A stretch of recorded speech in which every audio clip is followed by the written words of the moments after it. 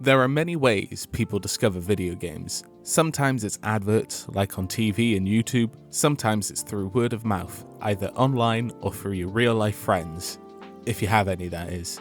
And then you have my personal favourite way, which is scrolling through the online store or whatever subscription service library you have and just giving something a go based on the cover alone. Sure, it can lead to some pretty trash games, but it's worth it, because when you find a game you really click with, it means you can love it so much more. Zero expectations and no prior hype means there's no way you can really leave disappointed. The game can take over your life, become your new obsession, and bonus points if it's part of an already existing series or franchise, because that means you have even more games to play. And with all that being said, here are 5 games that were way better than I expected. Wasteland 3. Developed by In Exile Entertainment and published by Deep Silver, after travelling with your team from Arizona to Colorado to make contact with the local leader, the Patriarch, in order to secure aid for your team back in Arizona, after events in the second game leave them struggling to survive. You are Team November, 2 custom-made characters who are the only survivors left after a brutal ambush on your team.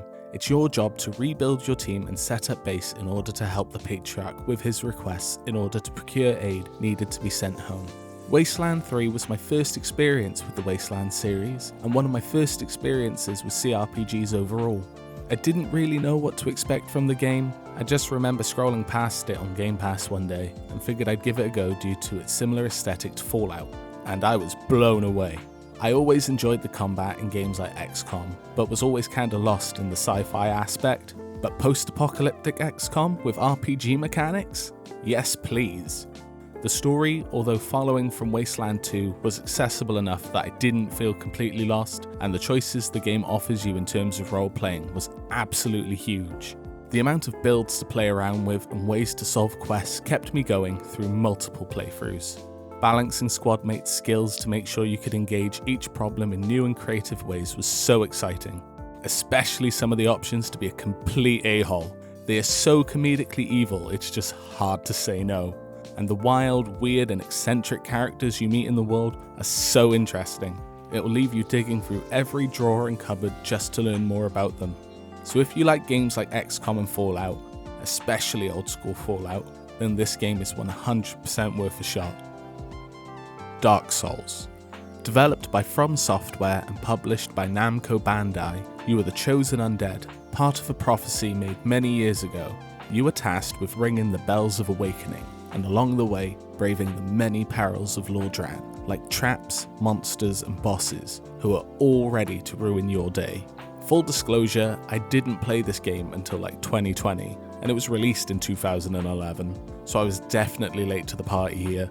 But honestly, I think it was for the best, as there was a lot of time for some of the bugs to be ironed out.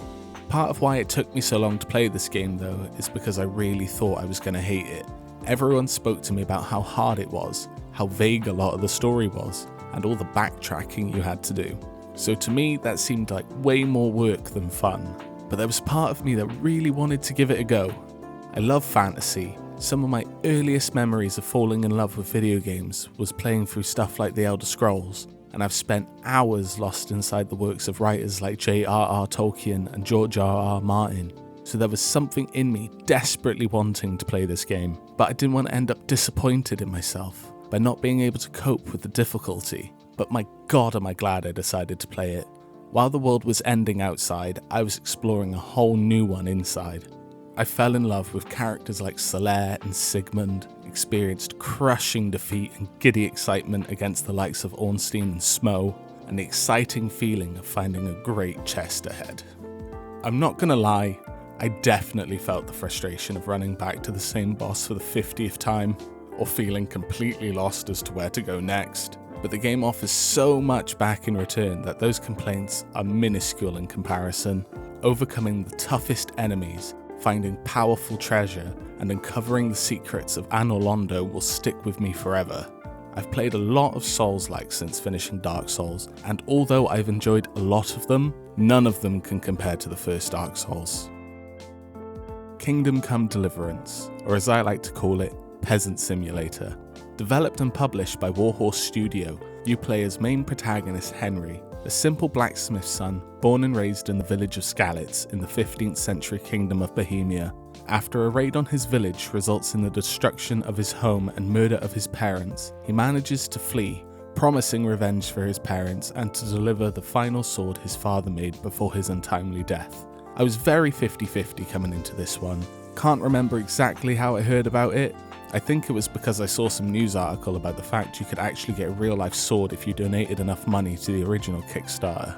But either way, this game was advertised as a realistic hardcore survival RPG based in the real life time period. Now, I love RPGs, and I'd consider myself a fan of survival games, but the combat seemed kind of awkward, and I'm not a really big history person, but I figured I'd give it a go, see if I can't get a few hours out of it at least. But wow, the story was gripping from beginning to end. The combat was so immersive that you genuinely feel your skills improve alongside the main characters. The RPG mechanics actually had an impact on the things you could do and the way you interact with the world. As this was Warhorse's first game, you've got to expect there may be some wonky mechanics or clunky animations, but they seriously knocked it out of the park with what they made here. The true genius of the game is starting you off as a lowly peasant. You can't read, you can't swing a sword, you can't aim a bow, and you can't rally the masses with just a few words. But you learn all these things. It's a genuine story of rags to riches in a living, breathing world, and the gameplay complements that so perfectly. So if you like RPGs and survival gameplay, I can't recommend it enough, especially with the recent announcement of a sequel. Death Stranding. Developed by Kojima Studios and published by Sony Interactive Entertainment.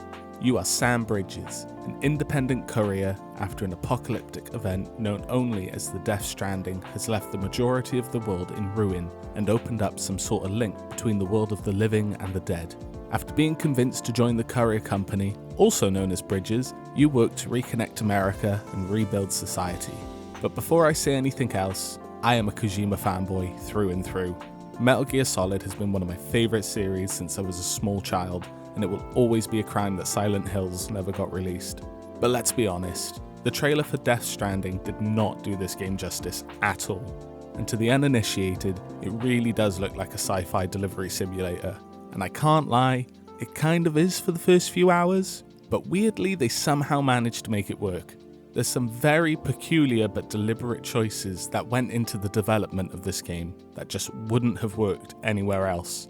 Even the mechanics of walking are super engaging, with the game drip feeding you new ways to cross more and more difficult terrain. And the story, although being very on the nose with the message it's trying to get across, is still very interesting and leaves enough curiosity to leave us wanting more with every twist. I'm not saying there aren't some things in this game that seem weird just for the sake of being weird, but that's partly why Kojima has got to where he is today. Only he could make a plot as mad as this or MGS2 and actually pull it off. Only he could find a way of making you carry around a baby in a portable fish tank and justify that enough to the players for us to just not question it. If you've been on the fence about playing this game at any point, I'd recommend it, even if it's just for the sake of saying you've experienced it. Dave the Diver. Developed and published by Mint Rocket, you play as Dave, a man that loves eating fish and swimming in the sea, which leads me to believe he's actually a shark in a human costume. But I digress. Dave is brought in by his friend Cobra to start a sushi business alongside skilled chef Bancho. It is Dave's job to dive into the water and catch increasingly more rare and dangerous fish to grow the business, while also completing side objectives for various other characters to uncover the mysteries of the blue hole and upgrade your equipment to venture deeper into the water.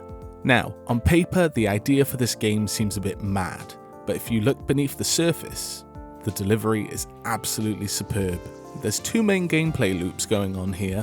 One has you diving in the sea during the day, catching fish, exploring the beautifully designed marine life, and collecting weapons and items to slowly upgrade and improve your equipment ready for the next time you dive. And then at night time, you work as a waiter, giving food and drink to customers, setting the menu, and improving the restaurant. They are molded together flawlessly. Every character you meet has such a strong and unique identity that makes them all stand out. The story is engaging, rewarding, and very funny, and the visuals both above and below sea level are gorgeous. And we can't forget about the diver himself, Dave. He's such a charming and lovable character that you're rooting for him from the very beginning. This game offers so much to its players and never takes itself too seriously. It's such a light-hearted adventure with a relaxing and cozy aesthetic, but addicting gameplay that'll leave you always coming back for more. It's no surprise that critics and fans the world over have fell in love with it, and I have too. So that's 5 games way better than I expected. Are there any games that you discovered that were way better than you expected? Let me know in the comments, and if you enjoyed this video, click like and subscribe, and I'll see you in the next video.